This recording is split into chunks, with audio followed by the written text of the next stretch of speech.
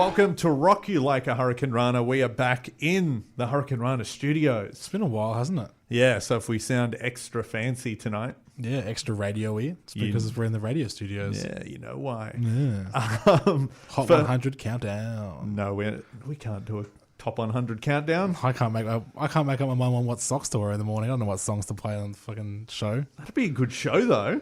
Everyone nominates songs and we do a top 100 metal wrestling songs. Maybe when I have the time to compile it, we'll do it. Yeah, okay. Until then, thanks to everyone who listened to last week's episode, our massive Chris Jericho special. Yes, the one that we've all been waiting for. Yeah, it came, it went, it was huge. That was great. Thanks to everyone. Make sure you subscribe to us. We're in a lot of places now. Yes, we are. You can find us on iTunes, Apple Podcasts, Spotify, Google Podcasts. We're everywhere. We're sitting next to you on the tram right now on the way to work. Yeah. If all of those places aren't enough, I don't know what is. Yeah, we're just not trying hard enough. So subscribe and thanks for listening. This show, though, is a big one. This is one we've wanted to do for a while as well. Yeah, it is actually. So it has ties to wrestling. Yep. It's not a straight up music interview, so people don't think, oh, it's one of those ones. No, but he's our second ever musician to come on the show. Third ever. Yeah. Third musician, second soul band member. Are you counting Chris Jericho as a musician, though? No, but he's his own little... He has his own sphere. Yeah, pretty much. All right. Well, this episode's guest is a member of the awesome band Elm Street, who you might have seen if you were at Wrestle Rock. Yes, like we were. Just a few weeks ago. Mm-hmm. We've got Ivka joining us. Welcome to the show. Nice to be here, boys. With that kind of introduction, I really do hope that I live up to the hype. Yeah, I was going to say, you've come on the right week. We've just had Chris Jericho on, and then we've got Ivs. So see, you've started at, I guess, level 5, and now you're up to level 8. So how are you going to follow this one up? Yeah, I just wanted to really say that before we started. So now you know we came off the back of Jericho.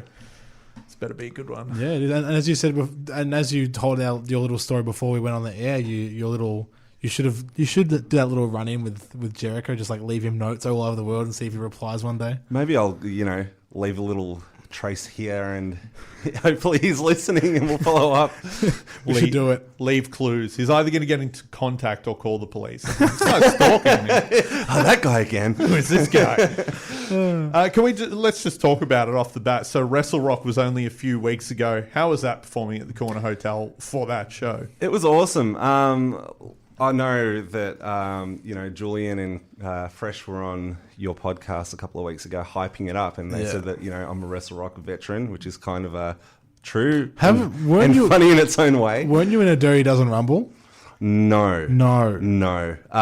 It was proposed that I was put in this one. Fresh sort of told me before we went on stage. He said, "Oh, Ivs, we were talking about maybe putting you in the Dirty Dozen Rumble," and I thought, well, yeah. Then it kind of makes sense, like if I eliminate 10 men and 1 Kellyanne, and then sort of, become the face of Wrestle Rock, that might be a bit detrimental. Think about it. Like, then Wrestle Rock becomes the A show, MCW becomes the B show. I joke. You could be like the Brock Lesnar of Wrestle Rock and be like, right. Sorry guys, I'm on tour, can't defend the belt. Part-timing a part-time show. Only as long as the sexiest man in Australian professional wrestling, Julian James, is your manager. Oh, could you imagine that? Would never make it to the ring. So you do know those guys, I guess. They spoke about that too. What's your history as like a wrestling fan, I guess, or in wrestling? Oh man, so I mean, look, I've grown up loving the business, the business that we all love. So yeah, grew up watching WWF way back, in the day, watching Hulk Hogan. He was my hero, absolute idol. So what was your first wrestling memory, I guess? Oh God. So it wasn't even wrestling, it was the cartoon that they had. What is it called? Rock and Roll Wrestling? Yeah, Hulk Hogan's Rock and Wrestling Connection or whatever. Yeah, something like that. So watching that and then thinking, oh, it's a real dude and these are real people. Oh yeah. So, tied into that, and then when he jumped to WC Dub, I jumped as well. And then when he jumped to the NWO, I jumped as well. Did you go full Hollywood as well? Full Hollywood. All my mates were Wolfpack, but I was Hollywood all the way. And then when they merged again, it was a bit weird. So it was all over by that point. Once they got back together. Well, there was a little bit of a buzz because like finally like my mates and I could see eye to eye on something. But then it just fell to crap. So, but you know, also I was a fan of the WWF as well. Like Shawn Michaels, he was like the ultimate for me. And again, all my mates were Bret Hart fans. So, you know, I was always this like outlier of what was supposed to be, you know, the thing. Yeah. So yeah, long time wrestling fan. I still keep tabs on it now, not as much just because I don't know, the way the main show's gone. It doesn't grab me as much, but I think from habit, watch it. Yeah. It's kind of like supporting, a shit football team. You hope one day they'll get that win again. So, or like following Kiss too. Sorry guys. So give us a show. And, but also, loving the business and then being involved in the music scene, you sort of come across a few shady characters like Julian James, who also have the shared interests. And, he's obviously an active player in the local scene. And so, became friends with a lot of people in that sort of world. Yeah. And then I'm a very impulsive person. So I thought, you know what, I'm going to give this damn thing a go. So joined Vicious Pursuit. Their training thingo, run by Carla Cannon, and trained with them for under a year, and then I moved on to the next thing. Look, it was an awesome time. Like the guys were great. It's really good seeing a lot of the people that I train with like doing so well now. Like like Lockie Hendricks. Fun Time Phil. Yeah, the new champion. I was going to say the new Wrestle Rock heavyweight champion. Yeah, it was great. I guess cheating on some of our drills, like he and I, because we're like the same size and I guess athletic ability, if you can call it that. So, telling Carlo we did 50 squats, but we only did like about 20. So that's so good, finding someone on the same level, not like some super athlete who's like, come on, man, keep going. Like, dude, I'd bring them down to my level. I wouldn't live it up to theirs. So who brings that up first? Because that'd be awkward. Be like, were you going to agree to be like, okay? No, it was just a nod. We knew. You had that connection. We did. Some people you have chemistry with. So. Yeah. So it was wrestling first for you before music? No, music first. Oh, well, I guess they were kind of hand in hand. I mean, at the same time that I was getting into wrestling, I was into music. Like my uncle, he has an amazing music collection. He got me into Kiss straight away. Like I'm looking at these album covers and kind of like with the whole Hulk Hogan thing, I thought they were cartoon characters. And then they're real people and they make music. Awesome. So, So what was the first Kiss album you heard? Destroyer. Okay, yeah. And here's a fun fact. So, just looking at the artwork for our album, Elm Street, Knock 'Em Out with a Metal Fist, the guy that did the artwork for that, he also did the artwork for Destroyer. No way. Yeah. Really? So it kind of goes full circle, which is really cool. That is so sick. Yeah. So, pretty cool. So Kiss, and then, you kind of want harder stuff. So straight away onto Metallica, because my cousin, Danny, he was like into Metallica and Striper and, all the good stuff. So, you kind of listen to what he's listening to and thinking, oh, that's pretty cool. And then you kind of take it from there. So, and then, one thing leads into another, and then you end up buying aquarium brushes. No, well, it's a true story, but no, all the heavy stuff. It all ties into each other. So music's always been there, but I was a late bloomer. Only picked up the bass guitar because it was easy, I thought. But when I was about 18, because my fledgling soccer career came to an end. And I thought, all right, now I've got time to actually focus on music, which is something that I always wanted to do. Yeah. and haven't looked back since. Sick. So, yeah. It's pretty cool. I feel feel like Kiss is a starting point for a lot of people. Yeah. Well, I think it was our mate Brad Frost. He goes, "What is it with you wogs and Kiss, wrestling, and heavy metal or something like that?" You know? Simon, Jules said the same thing. It's very similar. Simon, give me some God of Thunder. I need some. Oh, God of Thunder. Yes. Right, let's do it. Destroyer is a good album, though. Oh yeah. There's some of their best songs on it. Are you a Gene Simmons or Paul Stanley guy? Oh, Gene, 100%. Yeah, I think that's the bass bias. in Yeah, that one. definitely. I'm more a Paul Stanley guy. I think the Paul Stanley songs are I'm better. a Vinnie Vincent guy. No, I am not. Yeah. Although I said this before on the show once, going, yeah, I don't really like Kiss Unmasked, but then I listened to Unmasked Kiss when I was writing notes for a potential Kiss episode. There you go, spoilers. A Kiss episode is happening. It's got to happen. Fuck, Unmasked Kiss is actually really good. It's awesome, but be careful when you say that because people might think you're referring to Unmasked the album. Oh, no, not that album. No, that's no. It's in general that whole period of the whole time. 80s period of Kiss is possibly pretty has good. grown on me very quickly. It's funny, like back when I, started in radio for years on our show, I'd be like, no, Kiss is only better with their makeup, blah, blah, blah. And then I got this big Kiss box set and it had like every album. And I was like, okay, I'm going to go through all their 80s stuff properly. Yeah. I barely listen to the 70s stuff Yeah. anymore. Like, I love the cheesy Lick stuff. It Up is such a good album. Well, Revenge, I think, is their peak. Like Okay. that's phenomenal. And they, I guess, rejoined with Bob Ezrin producing. And Vinnie Vincent on the writing team as well. So, some absolute crackers on that one. Yeah, God Gave Rock and Roll to You. I'm just having a look at the track list. Unholy. Unholy is The a good longest song. outro in the history of music on God Gave Rock and Roll. Just goes forever and ever. And you got Paul Stanley just going up and up and up. Yeah, Like, yeah. yeah, no worries. It's like, don't stop. That's the one. Yeah, why Kiss and wrestling? It just seems so perfect. It makes so much were sense. you superstar? Well, obviously you've mentioned you were a WCW guy. Did you blow your load when Kiss and WCW teamed up? Dude, yeah. And not only that, like, I'm a big punk fan as well. So when the Misfits were doing a bit of a run with Vampiro,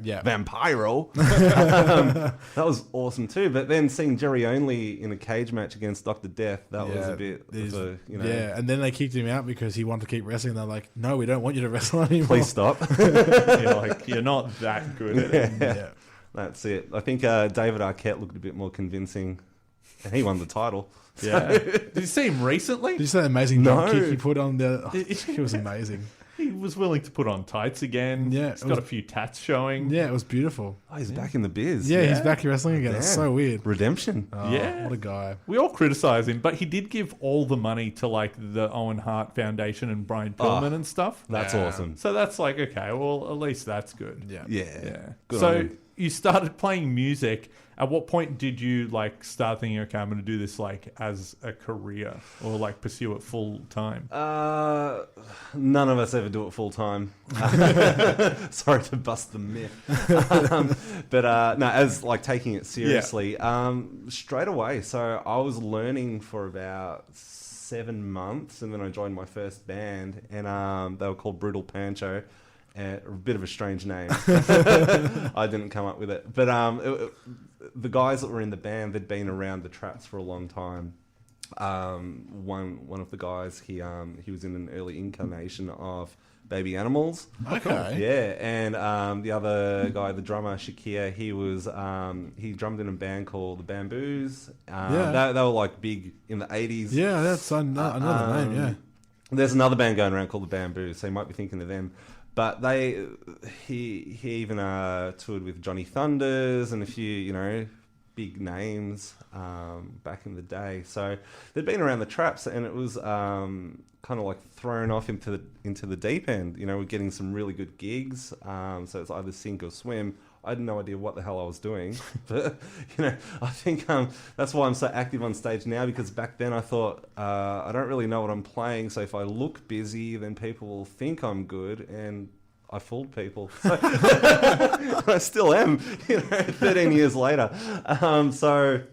It was just keep rolling from there, one thing led to another. So that band broke up, and then I decided, all right, I'm going to do things my way. Like, I'll put the band together, I'll write the songs, I'll be, I guess, the driver of the train. Yeah. And that was a band called The Scarlets that I put together, and we did pretty well on the local scene. Yeah.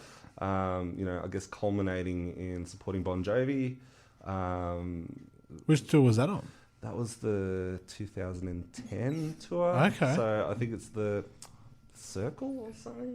Whereabouts was that? Was that So there was one show at RYLAH, and then the next night was at Etihad. Jesus? So, Small rooms. a small gig to a few friends. Yeah.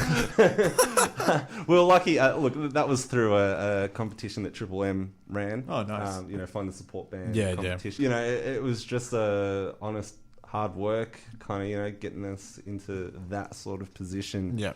But yeah, it was just funny, sort of like staring out into a crowd of housewives waiting for you to get off. Yeah. I always feel so like whenever I go to shows, like especially like my brother's mates, like, oh yeah, we went and saw Parkway Drive a few months ago, like, oh yeah, when do Parkway start? I'm like, oh, like 9:30. Like, oh, we'll get there at 9. I'm like, no, I'm gonna get there at 7:30 because I have like heaps of mates bands playing beforehand. Like, oh, they don't really matter. I'm like, and then we got there, and then like they finished like. And they went to the merch table, came back with their CD. I'm like, see? Yeah. I was fucking right. That's it. I'm like, yeah, that's how you should do it. It seems to be such an Australian mentality because, like, when we've played overseas, like us as in Elm Street, like, people are there from the start all the way to the end. And I mean, like, full rooms. So, they're just so keen to get more music into them. But, like, and look, I've been guilty as well here. It's like, we'll get smashed and, band's on at 9. We'll get there 8:59. But there are, a lot of good support bands out there that should be getting attention. Yeah. But yeah, so after that, that band died a horrible, ugly death. As you could imagine, having your girlfriend as a singer is not the best idea. So I kind of dabbled in bands like after that, just sort of like, I don't know, going through the motions. And then I found out that Elm Street were looking for a bass player. I've been a fan of theirs like since day dot. Like, Okay. I saw them playing in the SB basement like to 3 people, including me, so like very early on, and I'm like, these guys are freaking cool. Yeah. They love the kind of music that I love, that I wish I was playing. Yep. And I'd always like see them, supporting these bands that I love, like Sepultura and Accept and, all of that, and going, damn it, I wish I was there, Yep. I would do this and I would do that. And then I was, I guess, hanging out with a friend, female friend, that played bass, and she said, oh, I'm going to try out for Elm Street. And I'm like, oh, yeah, good luck. And then I straight away, jumped on them. I go, hey guys, do you want a bass player? I'm keen. So they got me in for a rehearsal, and then I was in, and then I had to explain myself to her. I'm like, sorry. So she didn't even get a look in. She didn't even get the... Well, hey, no competition. They shut it down. Once you got the A+, you don't want to go for the A. Are you still friends with her? Yeah. Okay, Good. After a lot of, working it out. Yeah. Wow. Yeah. So when you toured with Bon Jovi, are you a fan of Bon Jovi? I feel like everyone's either is or isn't. It was, look, being Croatian, it's like kind of a WOG thing. Like, we all love it. So we can change the saying from Kiss Wrestling and Heavy Metal to Kiss Wrestling, Heavy Metal and Bon Jovi for WOGs. That's Absolutely, right. for WOGs for some reason. They won't be like metal or rock fans at all. No. But they all do like Bon Jovi. Because she's an Italian boy. Yeah, that's right. that's That's what it right. is. So, you got to keep the faith. Oh, very good. Very good. Yeah. Oh, look, I wouldn't say I love him. I like him. Yeah. Well, like them, the band. Yeah. Yeah. So we weren't treated very well at those really? shows. That's disappointing. Yeah, which kind of sucked. It kind of dampened it a bit, but look, the experience was amazing. So you can't poo-poo it too much. Yeah. Well, see, you spoke about Bon Jovi, and all I wanted to say, and we mentioned this when we had our good friend Andy Licks on the show the other month. Runaways is Bon Jovi's best song. I agree. Yes. Yeah. And funnily enough, that was the first song, so it was all downhill after that. It literally was. Yeah. I think it's just because A, it's just a really, really good song, and B, like, he can sing really well. Yeah. And also that synth line. It's all about the synth. So beautiful. Well, when you hear the synth kick in, you're like, all right, shit's going to go down. Sounds like Journey. Ah, yeah. It's a Journey song, which is not a bad thing because It's never a Journey bad thing. fucking rule. Yep. But they sort of never went down that path often, though. No. Well, then they got piano. Yeah. So, yeah. Bed of Roses. Yeah. And, Yeah, it went down that way. That sort of, yeah. But, look, Keep the Faith is pretty good. But maybe that's being biased because it's very bass heavy. How did Bon Jovi sound on that tour? Himself or the Yeah, band? how did he sound vocally? Oh, not that great. Yeah, see, my mum went and saw them on the 2013 tour, Oh, yep. and she was like, "It was a waste of my money." Yeah. I'm like, "Oh, really?" Because I've loved Bon Jovi from like a young age. I'm like, "Oh, it's really disappointing." And then I saw a live video. I'm like, "Oh no, he really was that good." Yeah, it's pretty bad. He, I think the tour that we were on with him, he was still like trying to look good. Yeah. You know? Now he just. I saw this thing on the internet. Bon Jovi now looks like Bill Clinton, and it's fucking. Oh man, well, it's better than Hillary. Oh, good lordy. Wow. But you know what? I actually had tickets to that tour, the Circle tour in 2010. Right. And I remember seeing footage and then deciding, you know what, I'm not going to go. Yeah. And I sold the tickets, even though I don't really like scalping. I feel Yeah. like it rips people off. But I made double what I paid for them. So I'm glad I didn't go. You might have sold them to my parents because they paid $700 per ticket. No, I didn't to sell. go Oh, to the fuck. show. I wish I sold it to your parents I that know. much. you could have had a run in with Eves 8 years ago. I know. So I could have imagine seen if you that- on But we weren't stage. even given comp tickets. So, Really? No. Wow, No. we're just trashing Bon Jovi here. Yeah, man. I honestly, but let's get into it. So you join Elm Street, and you guys do some pretty sick shit straight away. Like you guys seem to like. So they obviously had a good rep before you joined, or a decent rep before Yeah. you joined. So when was the first time you went overseas with them? Was it? It was the UK. It was supporting Ross the Boss from Manowar. No shit. He was also in the Dictators as well. Yeah. He's been in a lot of bands. Yeah. But yeah, his main claim to fame were Manowar and the Dictators, and I love both bands. Yeah. So, having an opportunity to tour with him, his band was doing all classic Manowar songs, like his era, which was the era. The era, yeah. So hearing those songs every night didn't suck. So we did, I think it was 2 weeks in the UK. That's So, awesome. Yeah, it was pretty cool. It was good. It was a good learning experience too, because Ross gets very preachy, but in a good way. Yeah. Like not in a bad way. Yeah. It kind of like builds you up a bit. Yeah. So, kind of like sharing that metal energy with you. So, there was this one night where after a gig, they had the accommodation at the venue. So we kind of like slept there. So we had an all-nighter with Ross. Wow. Just constantly buying him these like dessert shots. Like they had like, the cupcake shot or the chocolate donut, like things like that. And just got him absolutely hammered. And he was telling us Manowar battle stories and, dictator stories and all that sort of stuff.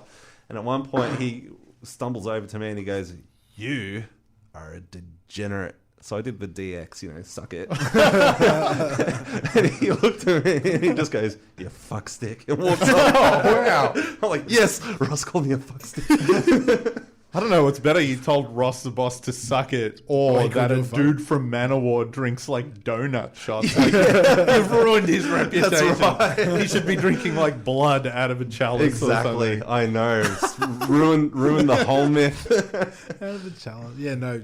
Like what? Like a big like horn one as well. Oh, yeah. 100%. Has to be. Blood of his enemies. It's weird that Manowar have never toured Australia still. Like, They charge an arm and a leg. do they over there? Yeah, they do, and this is just from what I've heard from industry insiders. Yeah, they charge a big fee, and they want first class travel, all that sort of stuff. So look, I'm sure if someone splashed the cash, and I'd go. brought them over, a lot of us would go. Yeah, so absolutely. They'd probably either break even or recoup. Yeah. So I think it's just a bit of a daunting ask, I guess, for a promoter to actually risk that. But you can't rule it out. I'm sure at some point. Yeah. They're on their farewell tour, so they've just got do that once. they've got 10 years to come over. I've always heard their excuse was, or from their end, they're always like, no, we only want to play with the best audio sound quality, so we're very demanding about that. They are. Maybe that's part of it. I think that they want to, because I remember reading an article ages ago. They bring their own amps, which they've customized themselves, their own PA, the whole shebang. So, and then where do they play? Yeah. Do they play at Festival Hall? Do they play? They'd play like the Forum. How good is the Forum? Maybe that's as a not bit? big enough for them. That's- They'd want to be somewhere bigger. Well, you can fit a lot of poses in that hall, so This is a very dirt episode. I like it. Dishing it out. Something different for the show. that's right. Dish the dirt. Anyone else you want to talk shit about? Yeah, you guys. We'll just bring you on the show every week to That's just right. talk trash about people. We're turning, I'll bring the shovel. we're turning Rocky Like a Hurricane Runner into like comedy channel roasts. That's Yeah. what's gonna happen. Yeah, I like it. We just go hard. That's money. I smell the revenue. Yeah. I think it's just like defaming people if they're not there for it. That's right. Oh, well. Yeah, it's easier when they're not there. So. Yeah. So, as you said, like you guys toured America earlier this year with living legend Udo from Accept. It was awesome. Look, we did 2 months on the road, and it was, I think, all up 38 shows in 42 days. And that's like 38 cities as well.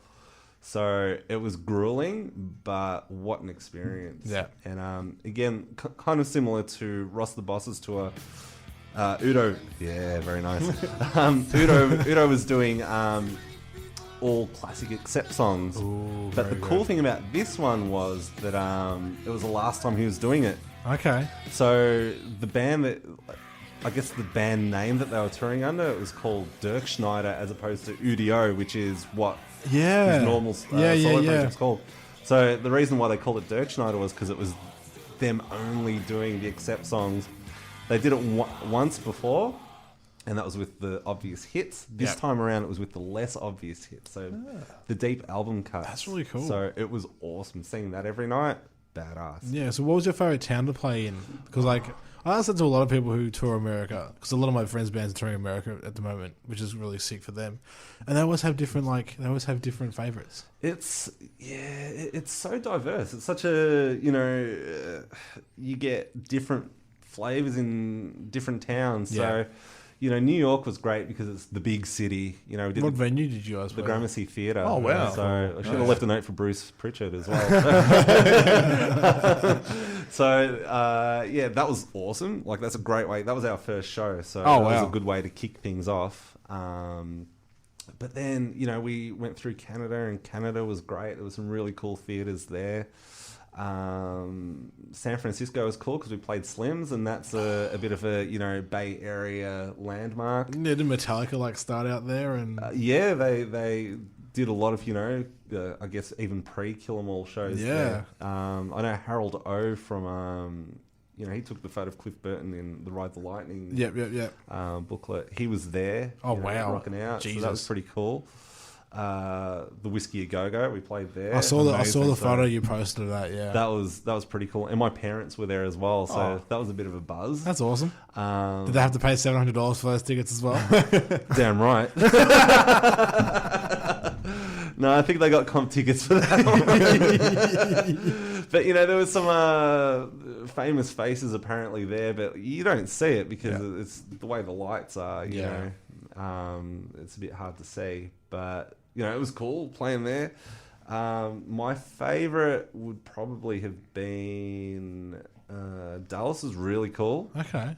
just because the Texans know how to party. Yeah. You know, so they really got into it. And Florida was really cool too. Okay. So the bass player, before we got there, he said, look, there's lots of hot chicks in Tampa, Florida. And I'm like thinking in a bikini, you know, these like Cuban-esque chicks, you know, because it's kind of like that part of the world. I'm like, yeah, all right, you know, a few Sofia Vergara's walking around.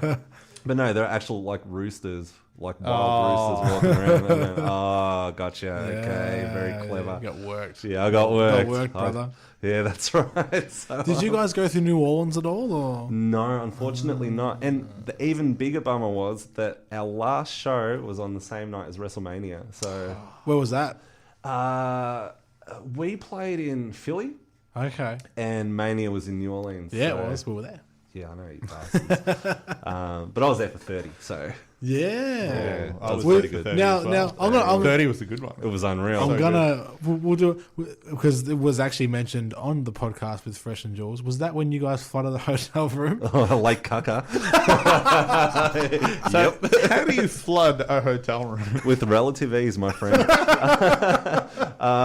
Look, I was not in a good state, so the details are a bit sketchy. But yeah, there was a lot of bodily fluid, and yeah, the toilet got clogged. And, yeah, it created Lake Cucker, There you as go. it's affectionately known as. And WrestleCon was that morning as well, so the guys Okay. kind of left me. They said, "Ivs, sort yourself out. We'll meet you there." So sure enough, I did. I got there and yeah, had another incident when I got to WrestleCon. And then like 2 minutes later, I'm like getting a photo with Bill Goldberg. Was he wondering like, oh, this guy kind of smells funny? What's going on? Yeah, he's like, oh, he's green. Did you guys just book a room, or was this like one of those WWE travel package? It was a rooms? travel package. So Hilarious. yeah, you know, They would have loved that. Seriously, how fun is that city though?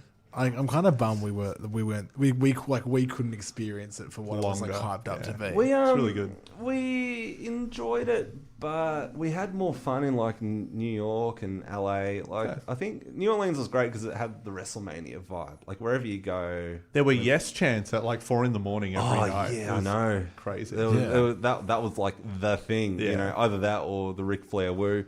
Woos all the time. You know, woos all the time. Yes. So yeah, look, New Orleans was a great city. I wouldn't mind going back again. Like, what's the French Quarter, Bourbon Street, Yeah. Razzoos. You know, like Jules and I cornered Fandango in the bathrooms one night and like sang his theme song to him. Oh, See, how'd he go with that? There you go. Stop jerking me around, and then he got his security guard to remove us from the bathroom, and we waited for him to come out and did it again. Oh no! See, he's a huge metal guy. Yeah. He's a massive metal Yeah. guy. As we Well, I discovered. heard the interview that you guys did with him. Yeah. He And- seemed like a really cool guy. yeah. Just don't sing his theme song when he's trying to pee, and he'll be all right. So good.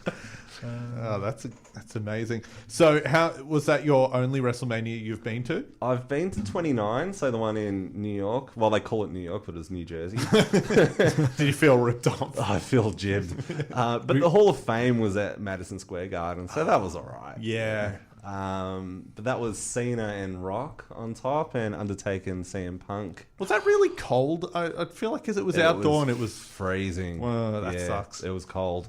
But it was cool. It was first WrestleMania experience. Yeah, You- yeah. You can't go wrong. Met the Hulkster at WrestleCon. So What was that he like?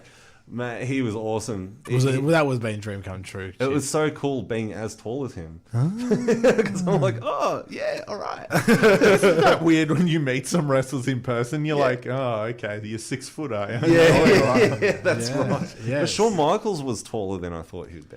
So- Really? Yeah, so Okay, that's weird. The hotel that I was staying at in New York, it was the Hotel Pennsylvania. It was across the road from MSG. Yep. They had a meet and greet thingy going on with Bret Hart and Shawn That's cool. in the same room. Oh, wow. At the same time. So I'm like, man, I'm staying at this hotel. As if I'm not gonna Yeah. go and meet HBK and Bret Hart. So yeah, got a photo with them, and yeah, Sean maybe is wearing lifts or something, because I've heard he does. In those big cowboy boots. Those big cowboy boots. But yeah, you know, he was like dressed under my height, and I'm, you know, pretty tall dude. So I feel like when we talked to Roman Reigns, I was the same height as him. I'm like, oh, wow. Yeah, he's I'm the like, opposite. You're 6'4", aren't you? You're not 6'4", because I'm there like you go. 6'2" and a bit, 6'3". Yeah. Like, you liar. I'll take you. I remember seeing Big Cass a couple of years ago when I went. Yeah. It's not 7 foot. He's also not height anymore, so that's Yeah, let's not talk about him. Tall Colin. in the impact zone. That's right. Oh, that's so good. Yeah, so I went to 29. I went to 30. And Did you do Dallas as well? did Were you part of the Dallas. Dallas crew? Yeah, I was part of the Dallas crew. So So what was 32. that? 32. I was at Dallas So as well. you guys Dallas are was doing the fun. same manias God, pretty we were much. like just, you Just know, keep missing each other. missing each other. You could have seen him play Bon Jovi. You could have met at two WrestleManias, I but know. not until now. I'm glad I didn't I meet could have him flooded in your the bedroom. Hotel. I wonder if that was around where I was staying too. Who Did you get knows? the WWE? Yeah, we're in the Carousel Hotel, I think it Ooh. was. It had the carousel in the bar. Oh, right. Like the bar was a carousel you could sit on and it That's would awesome. spin. oh, but if you're drunk, that would be... Oh, fuck you right up. That was like the night precluding the Lake Kake incident. Like, I blacked out. I looked at my credit card statement, you know, the next day going, oh, you know, what did I do? Oh, shit. So, yeah, all fun in New Orleans. Yeah. And it'll stay in New Orleans. We'll get back to some Elm Street talk. Do you guys find, especially with the type of metal that you play, are you guys more of a... Do you try and get the bigger shows or like the overseas stuff? Because unfortunately, like metal mainly isn't as big as it should be in Australia. So do you guys trying to go for like just the bigger shows, or is it just whatever you get? Yeah, it's a conscious decision to not oversaturate ourselves, Yeah. particularly in Melbourne, Yeah. because the band has done the hard yards in Melbourne like for years. Yeah. So you don't want people to get sick of you. So when you do play, you try and make it a bit of an event, so you know everyone sort of makes an effort to come as Yeah. well. Interstate, we try and hit, you know, like Sydney and Brisbane and Adelaide and Perth as often as we can, if given the opportunity. Yeah. But yeah, we don't gig for the sake of gigging, because yeah, you just don't want to get stale. You want to keep things a bit fresh and a bit special and make an event out of it. So. Yeah, it's been busy. Like, even though, you know, we've played Melbourne probably, I think, 3 or 4 times in the last 2 or 3 years. Wow. But we've been gigging almost every weekend, you know, be it interstate, overseas. So it hasn't been quiet. So yeah. Sick. Is it a grass is greener thing? Like, do we just think this type of metal is more popular overseas, or do you feel the crowds there are more receptive anyway? It's interesting because I think, from what I've seen and experienced here, the metal scene is probably the healthiest it's been in a while. Yeah. We've got some fantastic bands doing some great things, and Yeah, they're yeah. touring overseas as well. But then you do go over, you know, to Germany, for example, and they live and breathe it. Yeah, I have two mates, mates that don't know each other. They're over for the festival season at the moment. Oh, yeah. Well, actually, one of my mates has moved to Poland for a couple of months, but like, yeah, he's over there doing a couple of festivals. And do you know Dennis from Espionage? Yeah. Yeah, he's over doing all those festivals. Well, Yeah. I'm like, you motherfuckers. Yeah. I'm like, it's like the dream to like just every weekend there's like a 3-day festival Yep. of like all of your favorite bands. Yeah. Like, I did that 3 years ago. It was the best. did you do Varken in that or? I did Varken the year before that. Wow. So, but I did, you know, download Hellfest, Rock and Ring. Yeah. It was unreal. So sick. Yeah. I wonder why that is. I don't know. Why here, you know? I think I honestly think as a lot of as cliche as it sounds, and as American as I just think it's where we are. It is, and also the population as well. We don't have as much people. Yeah. You know, and the cities are so spread out. Yeah. So it's also hard for bands to make it worthwhile coming down as well, because really, like, even though we have like 5 major cities that they could hit, Yeah. probably they'll get audiences at 2. Yeah, that's you know, true. So, and you know, they know that Melbourne crowds will turn up any night of the week. Yeah. Sydney's a bit pickier. If you play Sydney on a Wednesday, or you know, it's a bit dicey. So Yeah, actually, that's true.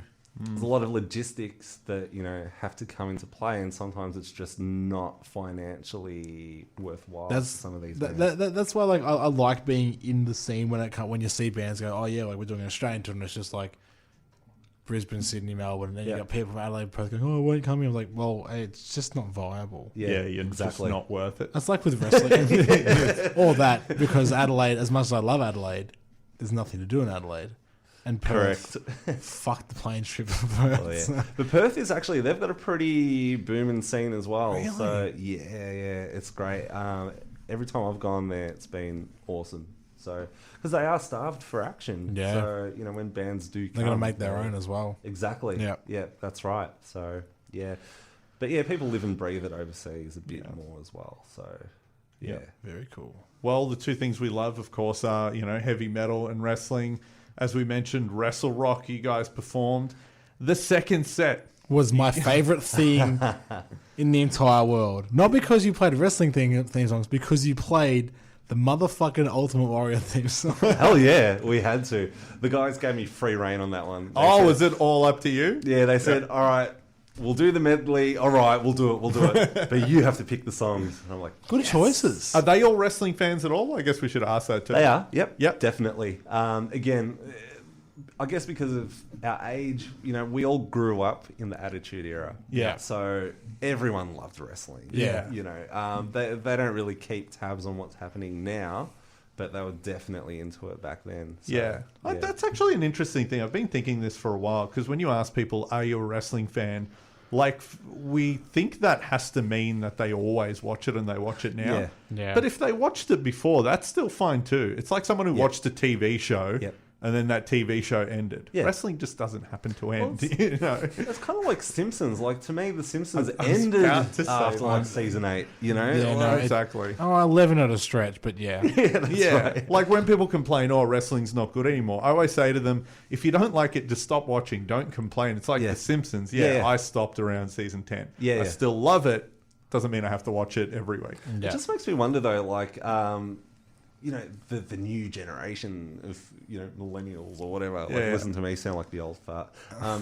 Do they, like, quote new Simpsons No. the way we did? No, they quote the classic episodes. Oh, right. Yeah. Then what's the point? Just give it up. Just give it up. Yeah. Yeah. You know? Yeah. But, yeah, it's, you know, and the beauty of the WWE network now is that, you know, you can relive all of that stuff every freaking day, which I do. I love it. Yeah, if you just want to rewatch the Hulk Hogan stuff, you can. Exactly. That'll take you a few years. What's your go-to pay-per-view? Oh, good one. Mania 17's a bit of the cliche response, but it's, you know, it would have been very like good writing. one. How old would you have been then when that was the thing? Oh God, that was, when was that? 2001. 1. So I would have been in year 11. So Fuck, I would you're have old. been- I am old, man. But hey, don't let this youthful face fool you. I was in prep in 2001. God damn. I was in year 8. We are all very different. All right. Then, now, forever. We are the epitome of the WWE. Yeah. But then, oh man, it's hard to pinpoint it on pay-per-views. I can't really. Okay. The 98 Rumble was pretty good. Was that Austin? 98 Rumble Austin. is Austin wins. Yep. HBK and The Undertaker in the casket match. Yes. Oh, yeah, Really good match. That was it. Yeah. Simon is a wrestling encyclopedia. He can give you anything. It's just ridiculous. But it's only to a certain year. But like, honestly, after like 2002, I know what's happened, but I can't tell you pay-per-views and stuff. So it just blurred after that. But I've got to say, like, as far as like recent products concerned, like Mania 30 was pretty good. Very good. I revisit that one. I think it must be a New Orleans thing, because Mania this year, apart from the Raw tag team match, was fucking brilliant. Yeah, I really liked this I year's one. love Mania this year. It was such a good show. Because it was a fun show that went for surprises and twist endings. You know? I think the main event was a bit of a fizzer. Like it kind of was. Well, I don't see it fizzed, and then it turned because it was like, "Hey, fuck you, Roman's not winning." Yeah. That's That was what a I, good that's swerve. why I love The reaction in the building on that 3 count was such a weird sound. Yeah. Everyone going, "Oh!" I don't know what it was like on TV, but like it was kind of like it was more of a shriek of shock and then just a pin drop. Yeah, it was Yeah, crazy. Because the fans were like, "Oh wait, we shat all over a very decent match for no reason." Yeah. I think because, and this is the problem with smart marks now, is that like they think they know what's going to happen all the time, Yeah. and particularly with Mania, that's when they can really throw those swerves in. So Yeah. I think everyone had already decided what the finish was going to be before it even came. Yeah. And so they were just shitting on the whole match, and then when that swerve came, they're like, oh. I'm wrong. Yeah, damn. I am an idiot. See, that's why I like Japanese wrestling so much. You never know what's going to fucking happen in that thing. Oh, yeah. I think it's better just not knowing. You don't have that sense of like the Exactly. dirt sheets and everything. But this is the problem, and even like when I do read, like NoDQ.com and the comments there, like everyone's always trying to book the freaking territory. Yeah. It's like, just enjoy it. Just enjoy Yeah. it. Go with it. And if it is what they think, oh, that was predictable. I knew it was going to happen. Yeah, if it wasn't what exactly. they think, that was the wrong decision. Exactly. Yeah. Oh, man. Well, it's like I had this conversation with a friend of mine who was at MCW, the last MCW show with the Stevie Philippe Will Ospreay match, and they're like, "Oh, but you knew it was going to happen because you help with shows and stuff." I'm like, I knew it, but I didn't know what was happening in that match. I didn't know they were going to put one of the fucking best matches I've ever seen. Yeah, that's like I right. know what's happening, but I don't know what's going to happen in the match itself. Yeah. And I'm like, and that's why sometimes I like to ask just so I can get photos, but it's more like, no, I'd rather like react. And I had a fan message me going, "I love how you react like ringside." I'm like, because I don't fucking know what's happening. Yeah, exactly. Like I know that so and so is going to win, but I don't know that like they're going to do this like a fucking Phoenix splash. I want to pop that myself. Yeah. I want to pop organically because I'm still a fan. Yeah. Well, that's it. And look, we're all guilty of, trying to predict what's going to happen. Yeah. We always course. tip the winner, before they've even come out. But yeah, you want to have your belief suspended, and Yeah. have just let it unfold and let them surprise you, and that's the beauty of and the art of wrestling, you know. So just let it roll, man. Okay. Well, I have one more thing to ask. yeah, go for it. Yes. I only asked this because I was there earlier this year, and as I pretty much mentioned every episode, but fuck everybody, Japan's the best place in the world. Do you guys have any aspirations to go to Japan? Because when I was there, I hit up every record store I could find, and literally every record store has a floor dedicated to metal. Yeah, it makes sense to go, definitely. But we need a reason to go. Yeah. We've even, like, with the beauty of Spotify, even though, people don't buy music anymore, they stream. Yep. You get to keep real close tabs on The analytics and stuff, the yeah. analytics. So we found that, like, we're having thousands upon thousands of streams from Mexico City. Cool. I think Ben's got a big family. No, no, I'm only joking.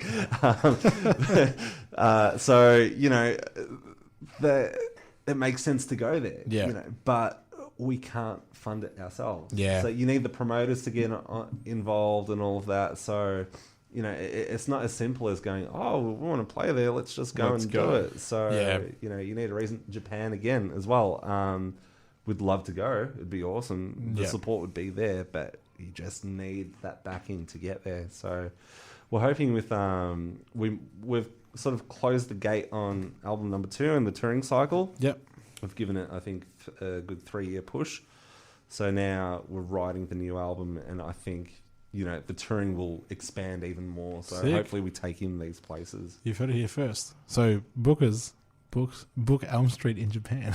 Yeah. So Yves can go to wrestling That's right. as well as playing shows. Give us a show on, January the 2nd? January the 4th. No, we don't want to play on Wrestle Kingdom Kingdom. Day. No, you want to play in the afternoon. Or play, because it finished around 10 o'clock. You can play a show at 11. Yeah, I wouldn't mind the Marty Friedman spot. Oh, as long as you play. Hey, if you play my favorite wrestlers in the ring, I will fucking cry forever. If you play Tanahashi to the ring, Oh, Me too. I'll have hot flushes. Well, I think we should wrap this up by going back to Wrestle Rock. We kind of diverted again at the end. So you guys played the medley of the wrestling theme songs, which was great. Yep. Were they your favorite wrestling theme songs? Because we do like to ask, what's your favorite wrestling entrance song? Well, we didn't play Sexy Boy, so, the answer's already no. That's my number one as well. Yeah, but we did jam it in the rehearsal studio, so we do know it. We can pull it out. Maybe when they ask us back again, I don't know. But, look, the Stone Cold theme, how can you go wrong? Yeah. The Raw 98 theme. I loved how you play that, by the way. Badass. I love it. So there you go. Would you have done it with vocals? Of course. Oh, that would have been so good. But delivered in the style of Vince McMahon. Have you heard that version? Yes. Yeah, that's pretty good. Isn't that odd, that version? It's odd, but kind of sexy. I was going to say, slightly arousing, yeah. I've read conflicting things. I read a thing that was like, no, it's not Vince McMahon. It was some vocalist. It's like, That's pretty Vinnie Mac. sure that's Vince McMahon. It's got that McMahon gusto. Yeah, you know. because if that guy's a real singer, I want to hear all his stuff because it would be just Vince McMahon singing. Exactly. So, I'd say HBK's theme is probably... But then again, DX was pretty badass. Like, you walk... Chris Warren Band. Yeah. It's a really good song too. I'm trying to think. You know what? American Made was pretty good. Like, it's a bit of a overlooked gem because, Okay. Look, Real American is what you sort of, associate with Hulk Hogan. But Yeah. I thought Real American is pretty cool. American Males. American Male. Yep. American Male. Steinerized. Star, yeah. Okay, Steinerized has come up. This is twice now. 3 times. 3 times. Oh, hello. Yeah. Is that the most underrated wrestling theme I song feel ever? like it has to be. Oh, it's up there. Because it's... Well, for really people, for good. people like me, it's a fucking... It's a glam metal song. It's practically Yeah. like a Warrant-esque glam metal Oh, hang song. on. I've just remembered what the best one is. Rap is crap. West Texas By the way, Rednecks. Texas Rednecks. What about one of Simon's favourite? Was it All American Boys? The All American Boys, the Russo Fabulous Rougeau brothers. Oh, yeah. Bad Street USA. It's really good. Yeah, that's really wait, good. hold on. Were you at the Hall of Fame Yes. where Michael Hayes, his 40-minute fucking Hall of Fame speech, which was really good. It was but good. 5 minutes was the whole Bad Street USA song. He just And pulled he out a was mic and gassed. it was like, oh my God. He was He gassed. was. It was so good though. I loved it. Okay, were there any bands that you got into because of wrestling? It's another question we asked because I feel like everyone There went through always is. Limp Bizkit, Saliva, all those bands that they Motorhead used. even. Yeah, Motorhead. See, Metallica got me into Motorhead. So Okay. I don't think so. Yeah. Just trying to think. No. Maybe being a bit older than us, like no Yeah. offense, that might be part of it. Oh, we total were in, offense. we would have been in that like age where you could get one over by Yeah. like shit things like Saliva or whatever. Actually, I think I did get into a lot of.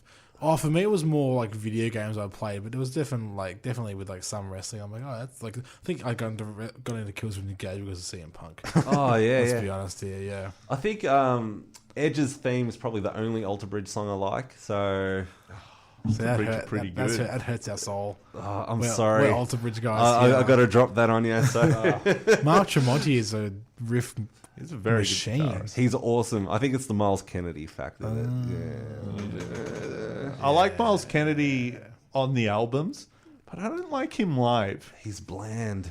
He sings with a different voice, like even like the live albums they put out. He Actually, I sounds noticed different. that when I saw him with Slash, he was very different. Yeah. He's got a different, like, nasally voice. I don't know. I'm not a singer. I don't think know. what really- He's still good, but it's not the same. I think what really killed him for me was when I saw they did the Soundwave tour, and it was the same year that Steel Panther did it. So they did a sideshow together. They did too. Steel Panther opened for Alter Bridge. Oh, they're one of the best live bands. How do you follow up Steel Panther? Yeah.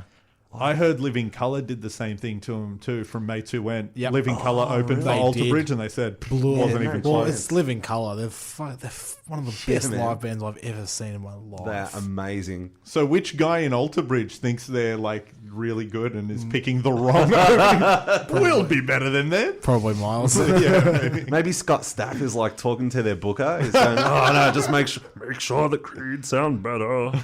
Hey, look, as I think, I feel like me me and Simon just always like bands that not many people like because I fucking love Creed. Creed still have a few Creed good songs are that I alright. can listen to. They were heavy. For a band that had like a regular radio play, they were heavy. Yeah, man, definitely. There's some good stuff that I can't name because I just can't think of it.